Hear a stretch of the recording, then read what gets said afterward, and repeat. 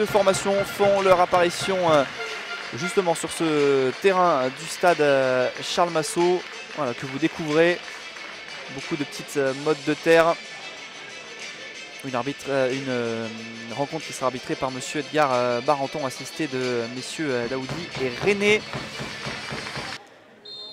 Et c'est parti ici au stade Charles Massot. Le Puy accueille Concarneau, de formation sur une bonne dynamique. Actuellement, les Bretons ont l'occasion de se rapprocher du podium en cas de succès. Les Poneaux peuvent prendre un petit peu de distance avec la zone rouge. Ce sera l'enjeu du match ce soir. Premier ballon récupéré d'ailleurs par les joueurs de Concarneau. Alors est-ce qu'on va avoir le droit à un début de match tambour battant comme l'avaient fait les hommes de Stéphane Dieff lors de la précédente journée? En tout cas, ils ont vite récupéré le monopole du tir avec Fati pour Djemo.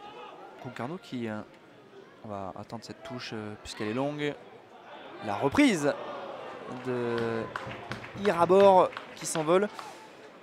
Cette victoire 3-0 face à Villefranche a toutes les peines du monde à s'imposer ici à Massot. Longue touche à nouveau.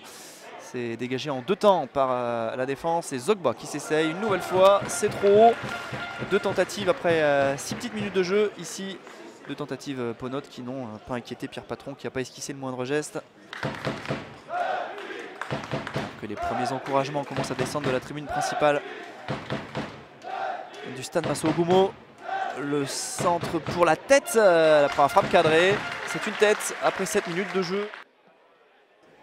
La belle transversale là pour trouver Fati. Il a un petit peu de champ Fati face à Albi Touré. Il revient sur Paul Wade. Seydou. Bien fait là, Wade qui pénètre à nouveau dans cette surface. Wade, la frappe enroulée, elle passe au-dessus. Là voilà la première vraie situation à l'Eponote après 8 minutes de jeu. Carvalho a l'occasion de le faire, c'est parti, c'est bien frappé, ce sera pour la tête.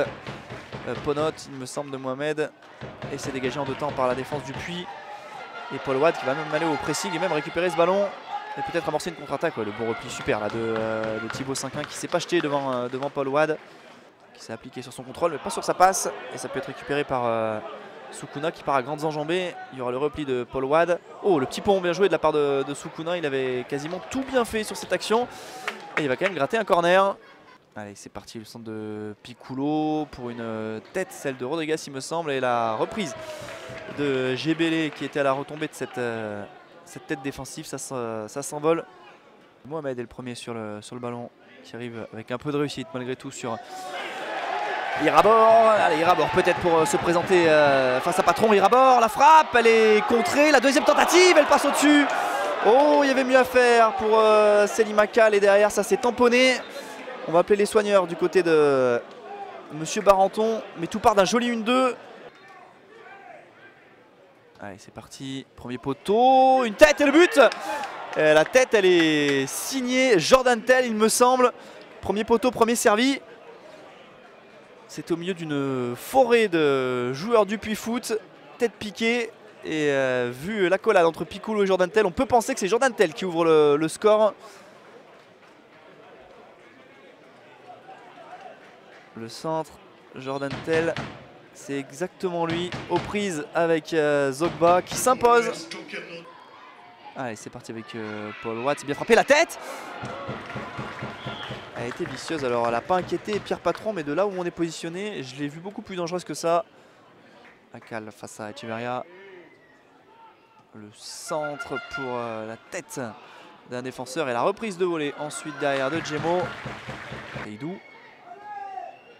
Djemo. Le changement de côté pour trouver Rodriguez, c'est pas mal fait la petite remise de Rodriguez, ça va arriver jusqu'à Paul Wade, la frappe de Wade et ça s'envole encore. Mais nouvelle jolie phase côté Puy Foot. Il ne manque que le 4 désormais pour les hommes de Stéphane Dieff. Les tribunes du stade Massot, ça va être frappé par Paul Wade. Sur phare entrant, le centre de Paul Wade pour une tête, mais elle n'est pas cadrée. C'était Seydou il me semble. Centre de Fati au second poteau pour Akal qui va laisser à Goumo aux abords de la surface de réparation. Goumo en retrait pour Djemo, le centre de Djemo pour la tête. Elle n'est pas cadrée, il doit réussir à faire mieux. Rodriguez sur cette action. Alors est-ce qu'il a hésité à mettre une tête parce qu'on lui parle derrière. Le bon relais avec Paul Wade, mais la belle intervention de Piccolo. Il n'y aura pas de faute selon monsieur l'arbitre. Pourtant on a entendu les cris de Mathis Piccolo d'ici. Et le jeu se poursuit avec Goumo. Ouh là là là, il y a une faute. Et il y aura 2 cartons. Oh, il va être exclu. Il va être exclu pour avoir pesté le carton rouge, la tuile pour Djemo qui a été réclamé auprès de l'arbitre.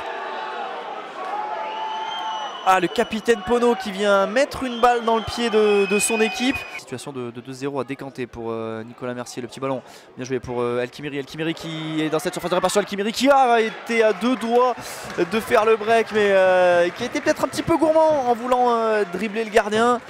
Attention de ne pas la regretter celle-ci. Qui va passer devant Echeverria. Qui change de côté, ça c'est bien fait. Avec Groma qui va rentrer dans cette surface de réparation. Groma dans la surface, Groma la frappe. Elle passe au-dessus, elle n'inquiète pas Pierre Patron. Cette frappe de Groma qui était, malgré l'infériorité numérique, Ponot étrangement seul. Rodriguez. Ah, ça c'est bien fait pour aller servir Zogba. Il faut s'appliquer sur le centre. Voilà qui est fait, le bon centre à la tête. Ils se sont gênés. Nsinghi et Adélaïde. Il y en a un qui était parti pour mettre la tête, l'autre le pied. Et finalement, Pierre Zogba, alors qu'on est toujours à 10 contre 10, que Tutu est toujours au sol en train de se faire soigner. Ballon loin devant à destination de Nsinghi, la petite déviation pour trouver Groma, Groma pour Adélaïde, Adélaïde et l'égalisation, la belle histoire d'Adélaïde qui est de retour après une grave blessure et qui profite de se blesser sur le côté Tutu. 10 contre 10 et le Puy en profite à 3 minutes de la fin de cette partie pour revenir à un partout. Le premier but d'Adélaïde dans cette saison de N1, il avait déjà marqué le week-end dernier en Coupe de France. On va la revoir, la déviation intéressante d'Nsinghi. Groma qui passe devant son vis-à-vis intelligemment, qui donne à Adélaïde qui... Alors évidemment il a marqué les plus durs Adélaïde, mais qui trompe Patron. Et ça fait un partout entre le Puy et Concarneau. Une petite main du côté du public, l'arbitre n'a pas branché. Groma qui va mettre un ballon dans le paquet, c'est bien fait. Le sort de Groma, la déviation pour l'un de ces deux attaquants. Il me semble que c'est Adélaïde qui touche le ballon en dernier.